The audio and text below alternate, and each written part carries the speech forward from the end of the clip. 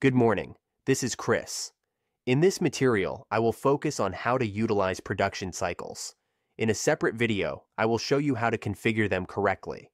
So, just briefly, on the left side, you must have noticed the new production cycles feature. And now, after entering these production cycles, it's best to start with settings. Once you enter the settings, you will see several sections. Here we can design our production cycle. I'm not going to delve into that.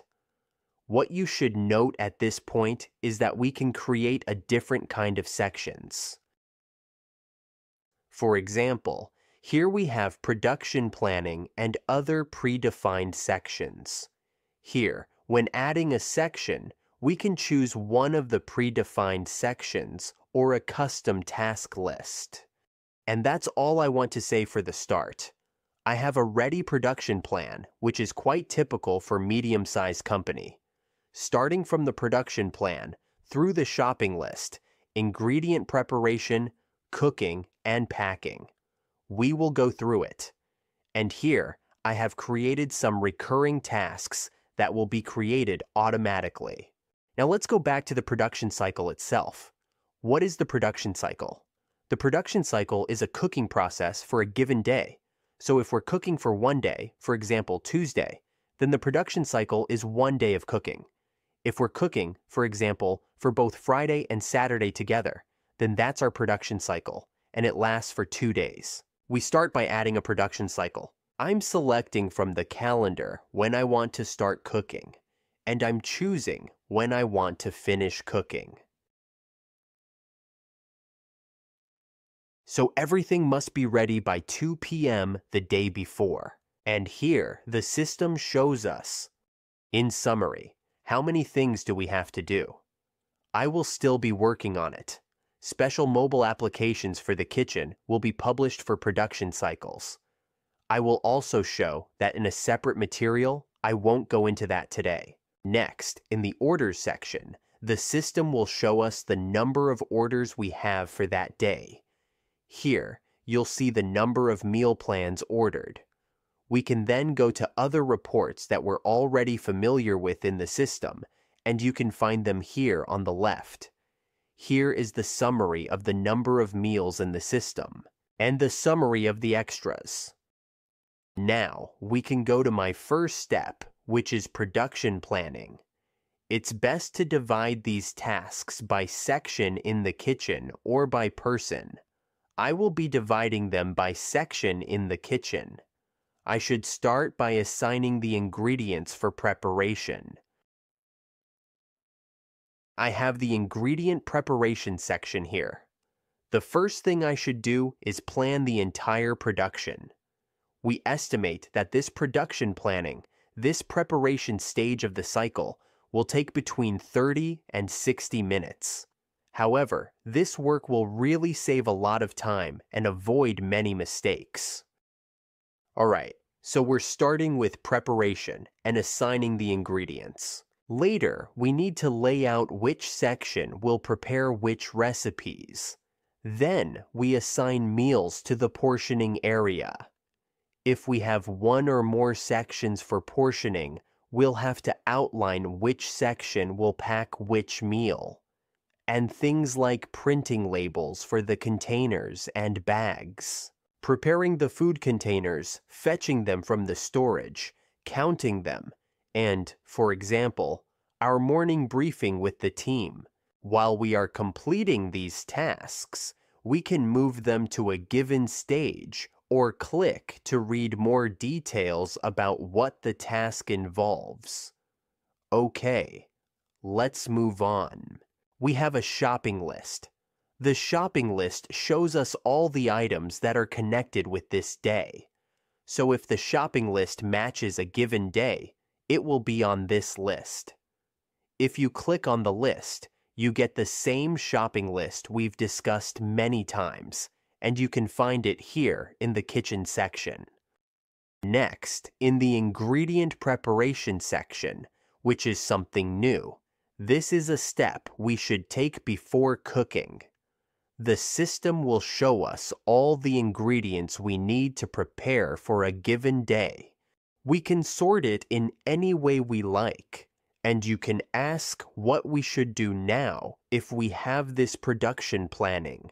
My first step is to list the ingredients and assign which person and which section will be responsible for each ingredient. I suggest going category by category. For example, we have oil, and we go into the given olive oil. We can see which recipes use this olive oil, read the preparation methods for each recipe, and learn how to prepare this specific product. We can then note it in these fields. For me, it's enough if someone just opens and pours the olive oil into a bowl. I create such a task and assign it to on of the section set up in the kitchen. And I have a pre-kitchen section, which is before cooking, divided into dirty, clean, fruits and vegetables, and clean, others. For me, this will be the clean, others section. And that's it. Next, olive oil, and similarly here. Opening and weighing is enough.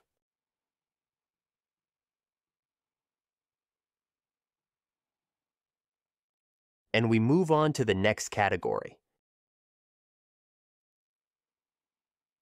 Here we have flour. Similarly, just weigh it.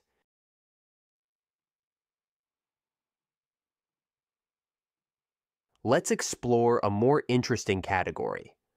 Fruits and vegetables. I like to divide this into two sections, the dirty section and the clean section. The dirty section focuses on washing, while the clean section handles cutting these products. In this way, I go from top to bottom through these products and assign the appropriate tasks.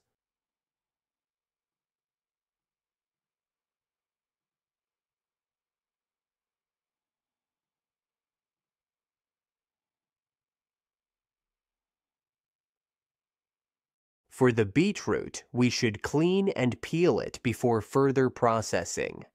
I assign this task to the dirty section. Then I move on to the same beetroot. Now I will add the task to the clean section to prepare it properly, such as cutting it for a salad. I can check how it should be prepared and then specify that it needs to be cut into sticks.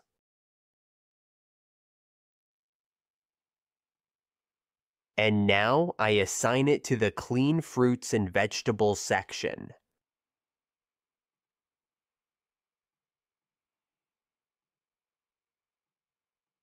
Similarly, for carrots, we first need to clean and peel them. I'm assigning this task to the dirty section.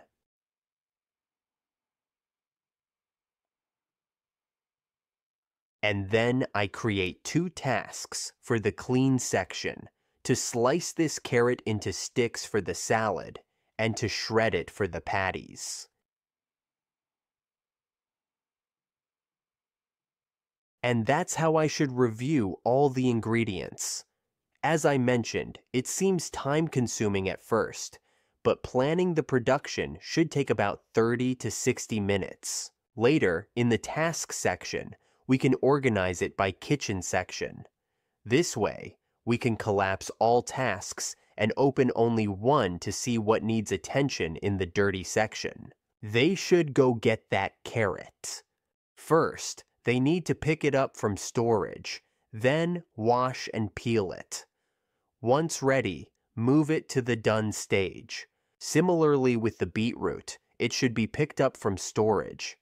Since everything is collected from storage at once, it's best to move all these items together after picking them up. Then we wash, peel, move to done, and once the dirty section is ready and we have all the things prepared, we move to the clean section. Often, another person handles the clean section. She examines the carrot, determines which part needs to be cut into sticks, which part needs to be shredded, and calculates the required mass afterward. Everything is already prepared. Let's assume she received it from the clean section, properly wiped, sliced, and ready. And similarly, we go through all the other products, whether it's fruits and vegetables or others. And that's what the ingredients preparation section is about. Next, we have the cooking section. Here we see all the recipes we need to cook. When you click on such a recipe, similarly, we can create a task for making and cooking cutlets. We assign it to the appropriate section in the kitchen, and that's it. We have a task ready. Next, we have chicken.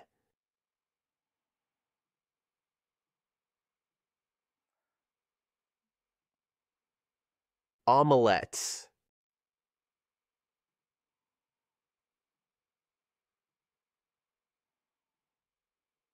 Salad.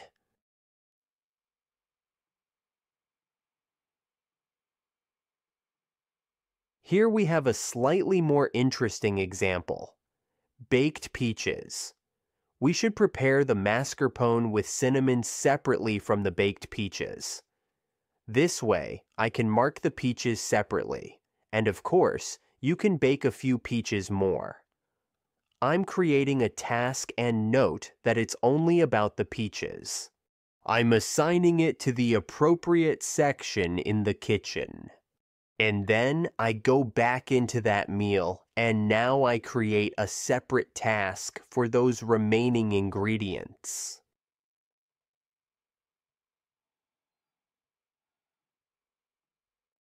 And just like before, when we go into the tasks, we can divide them by sections in the kitchens. And then, by clicking, we can see all the details of a given task, like how to prepare this recipe.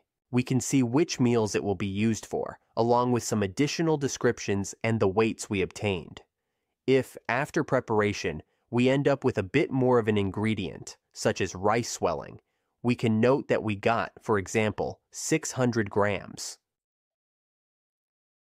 And that's how we similarly transfer tasks to different stages, so that this meal is ready, and after cooking, we can move on to portioning.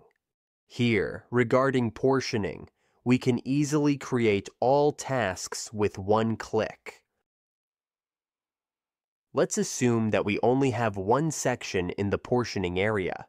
We will assign everything to one section. And it's done. Now in the task list, we can normally preview all the tasks. After clicking, we see the weights we are to receive. For example, with our peaches, we can now note that we received, for example, a bit more of these peaches. Now, the system will automatically divide proportionally how many of those peaches we should add. Next, after marking that the meal is packed, we move on to the next one, packing meal by meal. And we have a bag packing section. Packing the bags is also quite intuitive. We can filter the meal plan from which we start packing, as well as the variant from which we start. We should do this in the way it is commonly done in your company. And then we go bag by bag. We can sort them somehow and mark that a given bag is packed and ready for pickup, and the next bag is packed as well. The third bag is also packed. This process will definitely be easier with the kitchen app, but I won't get ahead of myself. And then, when the driver picks up such a package, they can scan the QR code from Labels. This option will come to the driver app. Or, similarly, we can quickly change the status to indicate that the bag has already been picked up by the driver. We only have deliveries left, which are shortcuts to route planning that we already know and are listed here. So all the routes that are common with the day we have the given production cycle will be visible here, and we can enter them. And finally, I have my own tasks again. I have cleaning the kitchen here. I can divide it again by section and start by washing all the floors. we can manage and process these tasks ourselves. So, I hope this gives you a rough idea of what production cycles are about. You can export all these tasks to PDF and print them, which if you decide will be better for you, will allow you to use this more efficiently. In a separate video, I'll show you how to configure these production cycles to suit your needs. And if any questions arise, feel free to contact our support team. See you in the next material. Bye.